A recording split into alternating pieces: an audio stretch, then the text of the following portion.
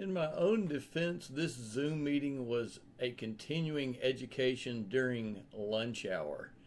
The objective was to learn how to better use technology in teaching.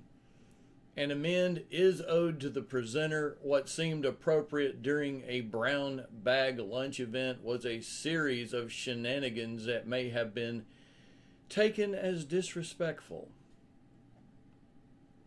My advice to me, Brother Barnes, in the future, do not click the play show video button when joining a Zoom meeting in a distracted mode.